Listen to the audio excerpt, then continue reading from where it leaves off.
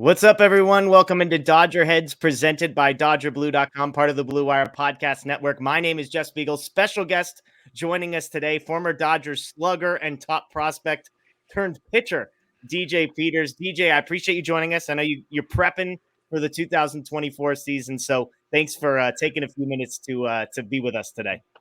Thanks for having me, Jeff. I mentioned you're sort of making this reinvention of yourself to being a pitcher. I want to get there, but I shared kind of when I reached out initially. I love hearing the stories of athletes, people like yourself. I love hearing kind of where people came from and getting the whole picture. And so we're going to get to the pitching piece, but I'd love to go back to start to high school. You're a local kid, Glendora High School. And this might be a weird place to start, but as I'm digging into you, I'm saying, okay, we've got this guy who's 6'6", super athletic. And this may be a weird question. How did you become a baseball player? 6'6", highly athletic, typically is playing football or basketball. Yeah, I think it was just, the local Little League signups day. And I didn't think I was 6 years old. And, my dad wanted, to get me active in some way. And, like I said, Little League signup, signed me up and absolutely fell in love with the game. That was, picked up my first bat, my first ball, my first glove. And like I said, just absolutely fell in love with the game and, knew it was something that I wanted to do. Were you a multi-sport guy? Like in high school, were you playing football or basketball or anything? I did. Yeah, I played basketball in high school as well. I didn't start playing basketball until I was in middle school. Same thing with football. In high school, only focused on baseball and basketball. Being in Southern California, being able to play baseball all year round, you really got to focus on that, focus on your craft. And I was lucky enough to play two sports and absolutely love both of them. Be honest, was the football coach knocking on your door from time to time and saying, hey, we could use 6'6", a tight end or receiver, defensive end? Yeah, I mean, of course, and all my buddies played football, but they were all respectful and understood that like I wanted to be on the baseball field, and like I said, being here in Southern California, if you don't play baseball all year round, it's really hard to get ahead, so to speak. So, but I loved basketball too, man. I mean, basketball, nothing like being in a gym and just shooting a 3-pointer, making it, and the whole entire crowd kind of goes crazy. So I do miss basketball sometimes. Well, I imagine it was nice because you were validated that you made the right decision. You're drafted to the major leagues out of high school, 36th round pick, and you turn that down to go to community college in Nevada. After your freshman year, you're drafted again in the 36th round, and again, you choose to stay in school. Is it fair, as I'm listening to that, there must have been a level of confidence that you had of like, I can do better than this. Is that a fair way to kind of describe your mindset? Yeah, I loved being drafted three times. Obviously, it's every kid's dream. But to be honest with you, I absolutely loved my junior college where I was playing in Western Nevada. Got to experience really a great culture over there with DJ Whittemore, and that was where I really transformed my game from being an high school player to a college player to really just my craft really excelled there. And I wouldn't have changed it. Going to Western Nevada was the best thing that ever happened to me for my not only academic career but also baseball career as well. So loved every single thing about it. Western Nevada will always have a special place in my heart. Now, I was digging on this. Am I right that the baseball program ceased to exist the year after you left?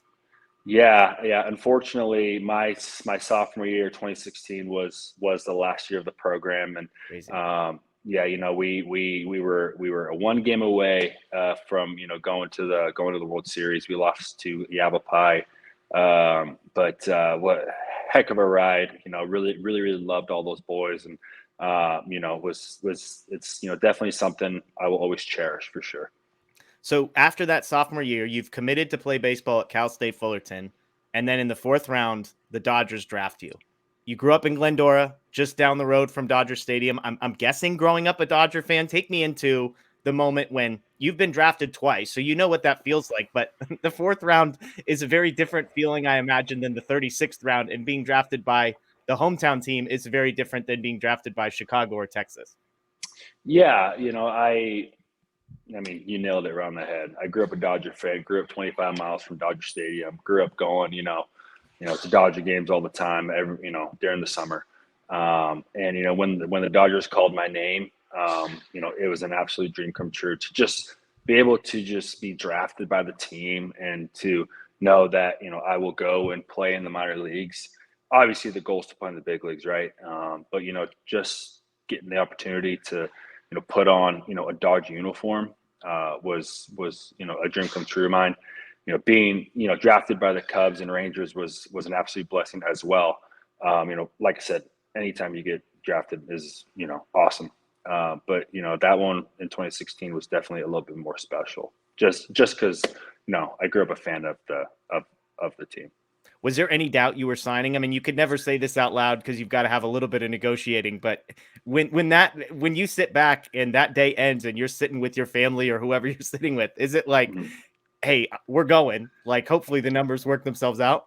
Yeah, I think I was ready to play pro ball. Yeah. I feel like the first two times I was drafted, I thought I was ready. And looking back, like I said before, going to Western Nevada for my second year was one of the best decisions I've ever made, academically and also athletically. And I was drafted. I knew I was ready to go and compete at the pro level. And was given that opportunity. Was drafted by the Dodgers in the fourth round, and all the kind of stars aligned, and I knew it was time. Speaking of stars aligning, you're part of this now famous 2016 Dodgers draft class that every time I go back and look at how many major league guys the Dodgers drafted, we're talking Gavin Lux, Will Smith, Dustin May, Tony Gonsolin, Mitch White, Jordan Sheffield, Luke Raley, Devin Smeltzer, Cody Thompson, Zach McKinstry. There's guys like Bailey Ober who they didn't even sign who gets drafted later. I mean, I'm curious when you report and all these guys are around you, again, some of them coming from high school, some of them from college, you don't have necessarily a sense of what the other classes look like, but was it pretty apparent how ridiculous of a group that group was? Yeah, I think obviously the scouting department was solid. Yeah. Obviously, Billy Gasparino, and the entire Dodgers scouting department, nailed it right on the head. All really good dudes, really good players, but even better dudes. Were drafted, and I know that was one of the main things the Dodgers were really big on. Okay, he's a great player, but is he a good dude? Is he a Yeah. good clubhouse guy? And they definitely nailed that. I think there was 13 guys who played in the big leagues that were just drafted that year. I mean, 13 out of 40 is great. I mean, if you get three or Crazy. four, that's really Right. good. So, I am very blessed to be a part of that, group. And that just goes to show that the scouting department was very, very solid. And what's interesting to me is I'm going back and we're starting to get into your minor league career.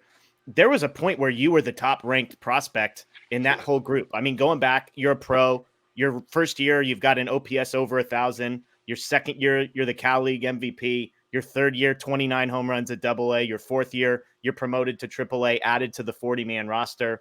As this is all playing out, again, I'm just the theme of confidence feels like this is a guy who got drafted in the 36th round and said, hey, I could do better than this twice. And you were right. And then you come out and things are just coming up roses, it feels like, at every single level. Is there any doubt in your mind about kind of where this story is headed as you're progressing through as quickly as you were? Yeah, I think anyone that knows me, knows that I am going to put my best foot forward each and every day. Everyone who knows me knows that, I'm going to be the hardest worker in the room, try to be anyway. And, I got to be around some really good players. I mean, Yeah. not only the draft class that you just said, all 13 guys, or even more than that, not yet made it to the big leagues, maybe, that were also really good players, being around really good players, really good coaches, really good player development. but also, like the big league guys and big league camp, being able to work out with them in the off season, being from LA, getting to train at Dodger Stadium. When you're around these guys, future Hall of Famers, it pushes you to be just a little bit better each and Yeah. every day.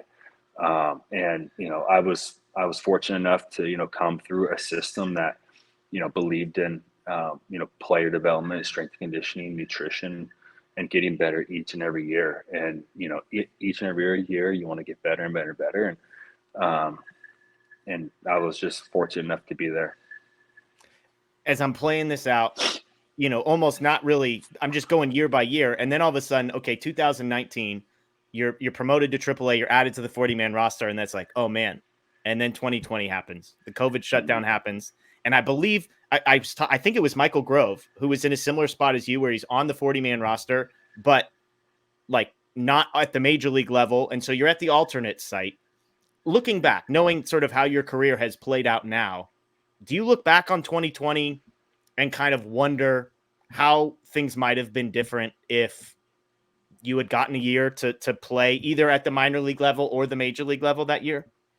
Yeah, I mean, obviously, it was something that was going on bigger than baseball, Yeah. and there's nothing that we can go and do and to change that. We were given the best situation we could, being at the alternate site and being all that good stuff. Fortunately, I was able to be at the World Series when we won in 2020, which being around those guys and was awesome. And being a part of something, even though I might not have been playing, being a part of something was truly special. Obviously it was different, right? We didn't get to play actual games. We didn't get to compete against somebody else wearing a different uniform.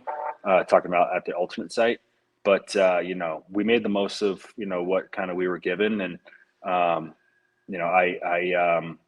was fortunate to be a part of that, because there's a lot of guys that didn't even get to strap it on that year. There there were a lot of guys that had to stay at home all year, and fortunately I got to at least get some ABs against some really good players.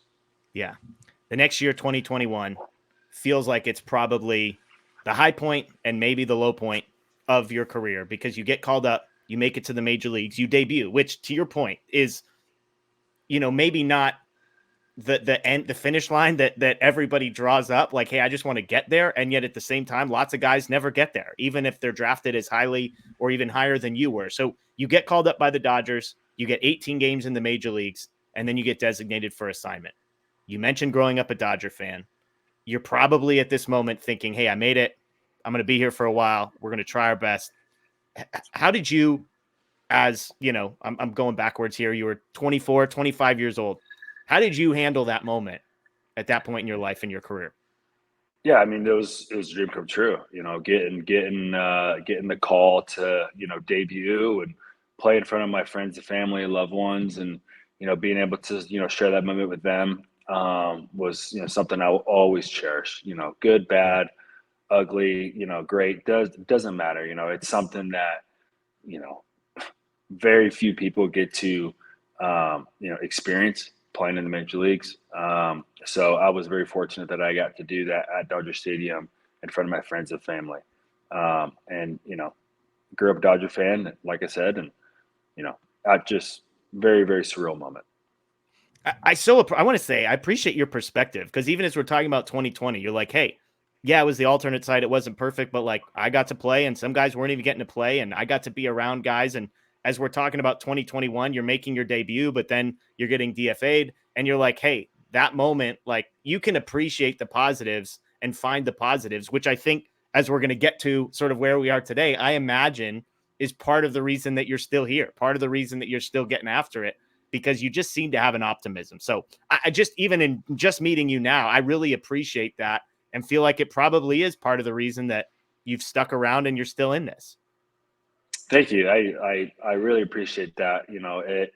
I was once told, a man without character is nothing. So for me, I take great pride in my character and who I am as a person and as a man. And I like to look at the glass half full. And for me, I get to play a game, and as long as I get to do that, I'm going to be happy. And I'm very, very blessed. You go from the Dodgers, you end up with the Rangers, 52 more games at the major league level. Again, an accomplishment in and of itself. As I look at your career, I'm looking at a guy. We went through the minor leagues. I mean, destroying the baseball all the way through to AAA. And then you get to the major leagues. And for some reason, and it's a small sample size here, we're talking about 70 total games. And when I say 70 total games, you probably know how many of those were like a pinch hit opportunity in the eighth inning. We're not talking about 4 to 5 at bats times 70. But I don't, for whatever reason, it didn't click in those 70 games. Have you and I imagine if I'm putting myself in your shoes, I would go back a lot and try and figure out the whatever reason that was. Have you gone back and tried to figure out why, just what it was about that jump from AAA to the major league level that for some reason it didn't click for you? No, I mean, I don't look at it that way. I look at it as, I got to play in the major leagues. I felt like I had success. I had, I think, 13 home runs and, Yeah. 200 at bats, which is a lot if you really, really, It's great. break it down. I think I had 13 home runs, 40 RBIs, and 200 at bats. So Yeah. when you do the math there, like that's pretty good. Yeah. But for 35 whatever home run, reason, 100 plus RBI pace, if you sort of play that out to 162 games. yeah, and 500 something at bat. So when you look at it as in a full season, maybe 500, sorry, maybe 500 and 50 at bats, it's Yeah. 35 home runs, 100 RBIs. Then you're like, okay, like that's pretty good.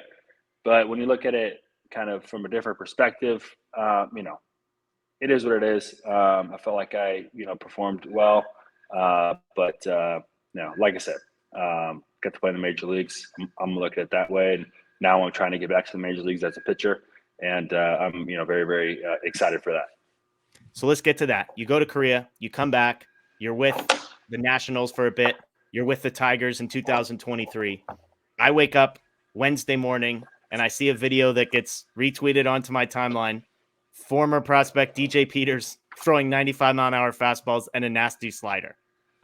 Talk me through the moment when you made the decision to give it a go as a pitcher. Was this your idea? I heard the Tigers, it was while you were with Detroit, I believe. So was it Detroit coming to you and saying, hey, what do you think about this? Talk me through it. Yeah. So, yeah, it was really the Tigers came to me and said they wanted me to throw a bullpen, through a bullpen. It's something I've always kind of thought about pitching. Have I you ever always knew pitched before? Like at high school, were you a pitcher? I pitched in college a little bit. Okay. I pitched in college a little bit. I was more like our closer, right, so to Okay. speak. I was our, come in on Sundays and throw a couple innings, and obviously got signed by the Dodgers, an outfielder, right. So Tigers came to me, hey, we want to throw a bullpen, through a bullpen. Asked me if this is something I want to do. Like I said, always thought about it, wanted to pursue it. And then, I told myself I wanted to give myself the off season to really train as a pitcher, because it is a little different training like a pitcher. And got myself over at PFA with Dave Coggin, and he's been helping me tremendously. So feeling really, really good about where I'm at right now, and just excited for the next opportunity when it presents itself. And I know that when that opportunity presents itself, I'll be ready to go. The feedback you got from the Tigers, the feedback maybe that you even are getting from yourself, what sort of feedback are you getting? I guess I'll just ask as a pitcher. I mean, again, the video, you're throwing 95 miles an hour. The slider's got nasty movement. I imagine day one of your bullpen maybe didn't look exactly like that. So was it pretty clear to you pretty quickly that, hey, maybe I could do this? Is this sort of, hey, this is the last road I've got left, so I'm going to sort of, go out with firing all my bullets before I lay down here? What was the mentality? No, because I feel like I could go out and still hit, right? I feel like I Yeah. could go out and compete as an outfielder, help a team for sure. But for me, like I said, it was always something I always thought about. I have a good arm. I'm big. I'm athletic. I'm strong. And the feedback's been great, honestly. Really good feedback from metrically speaking, from outside sources and all that good stuff. So Everything feels good. I get to work closely with some like big name guys that are kind of helping me each and every day, which I'm extremely grateful for. And like I said, I have all the resources I need over at PFA, and not only with Coggin, but also some big name players as well.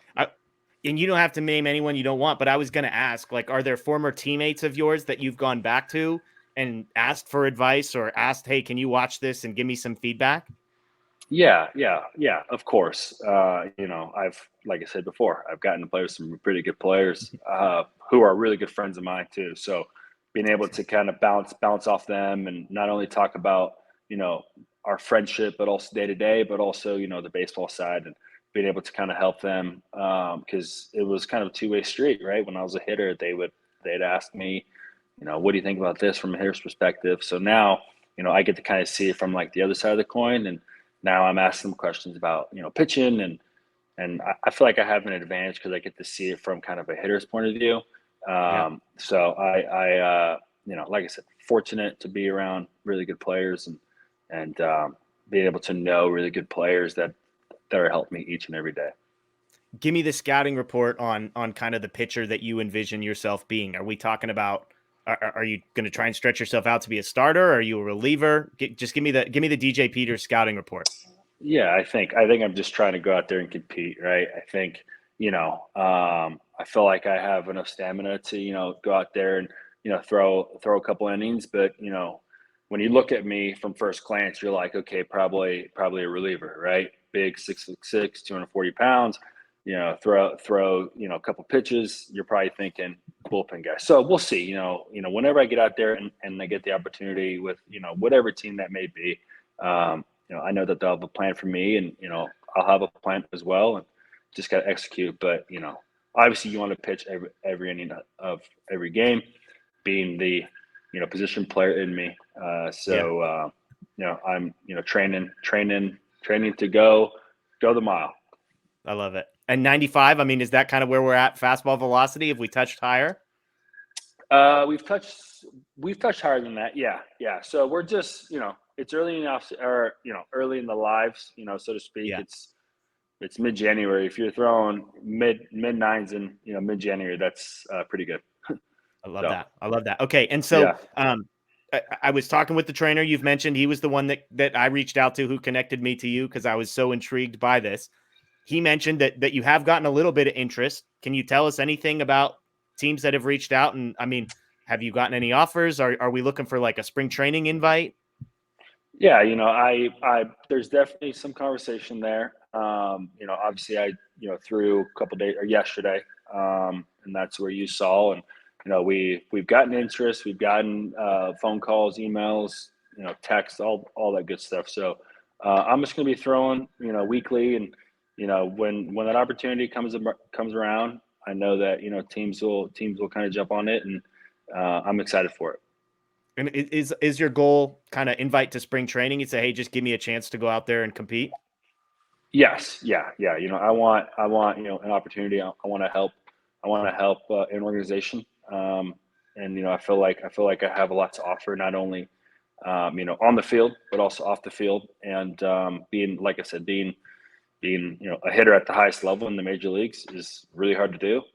And now that if I could be around other players who are coming up in the system, I think that'll be very, very beneficial.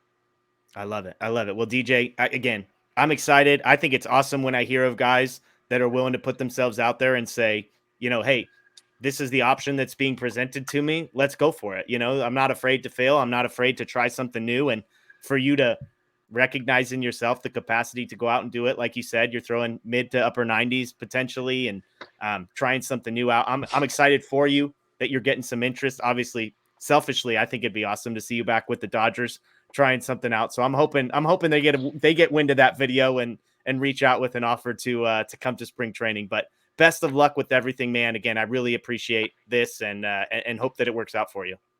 Thank you, Jeff. I really appreciate it, man. Thank you for having me. And God bless all you guys. Thank you so much. Thanks. Well, everybody, we appreciate you joining us. This is Dodger Heads presented by DodgerBlue.com.